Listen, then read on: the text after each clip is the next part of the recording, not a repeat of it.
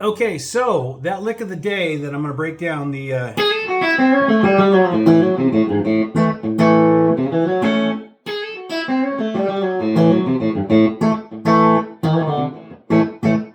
Okay, this is a guitar that I just put together. Basically, it's all parts. Dude sent me all the parts. Tim up in Boston, he just sent me everything. He sent me the neck, the pickups. These are Heartland pickups. They're out of Indianapolis or somewhere around there. And he wanted me to put a B-bender in a thin line, but he ordered, all the stuff. And so I put the guitar together for him, and I'm just going to do a real quick video, like lick of the day video. And if you watch that last one that I just did, the little short, it's basically...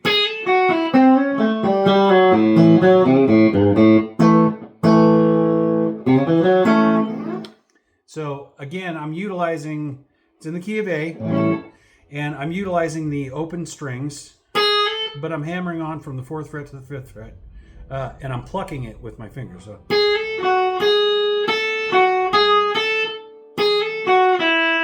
To an open E. Okay. And then I'm jumping down to the G string. So I'm hammering on, make it an A chord, okay, with an open G string, and then sliding down to an open A. So sliding down on the G string. It's really not that difficult, but it sounds like it might be harder than it is just because it goes by fast, Right there. And it's just the counterpoint thing where you're going up and then it drops a note.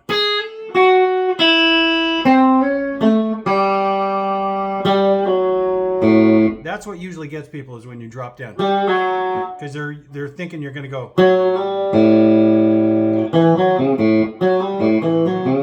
Which sounds cool too, But it doesn't sound as cool as,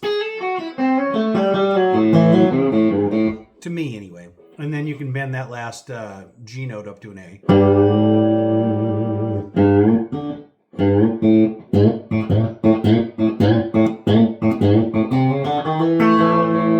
I love doing that.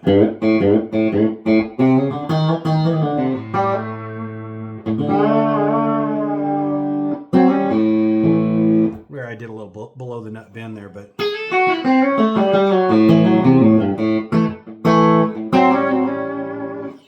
so that's kind of cool. There's a bunch of different things you can work off of that.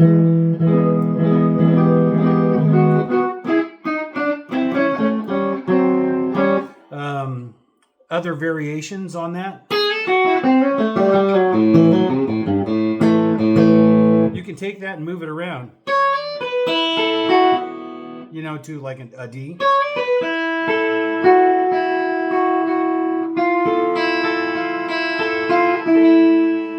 And then you're back to an A. So from a D, say you're going to the 4.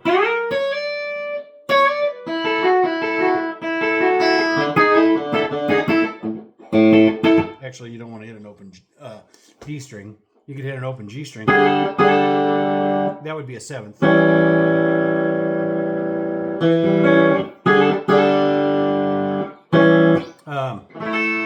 So.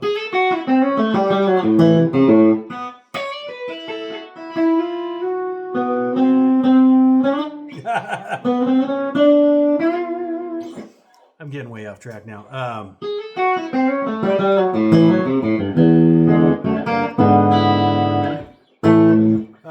Let's see. What else would I do with that? Maybe going in the opposite direction instead of going down, ascending or descending. Maybe do an ascending thing where you're playing open strings. So.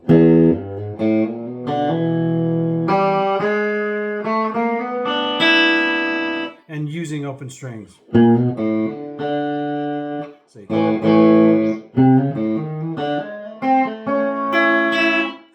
Whoa! pull it out. I think I already went over that last week, didn't I? The kind of the half step thing. Or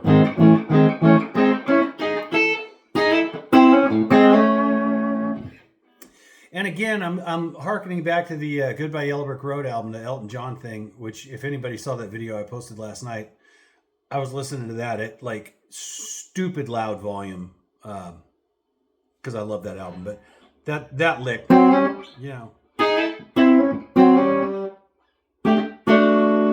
that came from there. Anyway, okay, one more time, real slow, hammering on 4th fret, 5th fret, with a pluck, and then pick.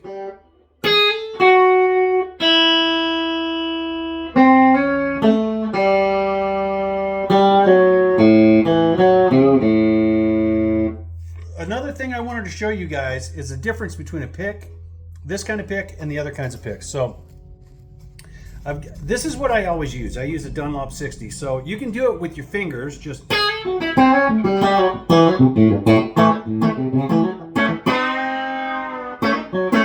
so that's kind of cool because you can play really fast, and I do a lot of fleshy stuff anyway. So it's a real chicken picking.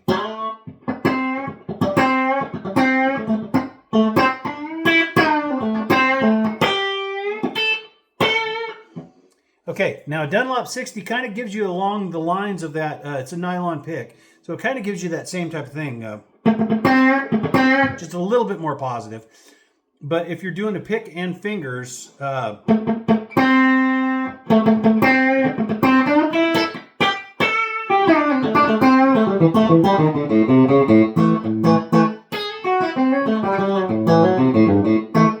it's not too crazy. And then the other thing, here's one of my old forcelead.com picks. It's got my logo on it. This is a really thin pick, okay?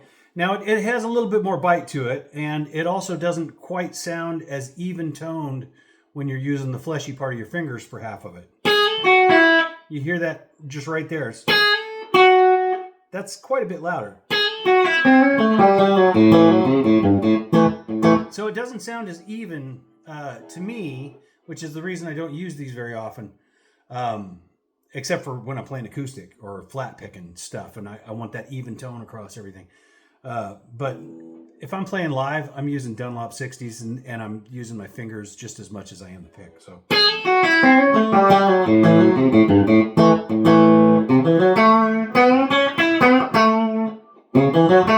Right there. Back to the Dunlop 60. It's just a little bit smoother, a little bit mellower sound.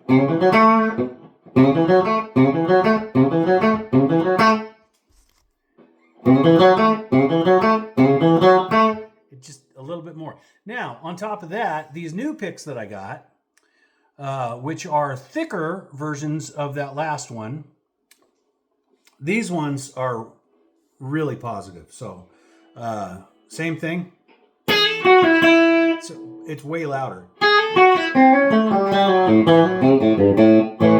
You can really hear the volume difference between my fingers, the fleshy part of my fingers, and this pick, because it's so positive. So if you're noticing that your volume, if you're hybrid picking and your volume is kind of fluctuating a lot, and you say you're not using a compressor, because right now I'm not. I'm plugged straight into an old beat up PV Special 112 through this guitar. Everything's wide open, so I'm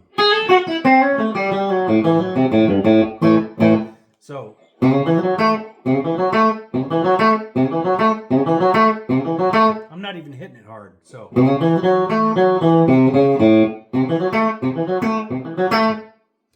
and then this one, it's just a little bit snappier because it's a thinner pick. And then the nylon pick, which is a Dunlop 60. The pick makes a lot of difference. And people don't even think about how much of a difference a pick makes, but a pick makes a huge difference. Lick of the day, like, subscribe. See you next time. Thank you guys.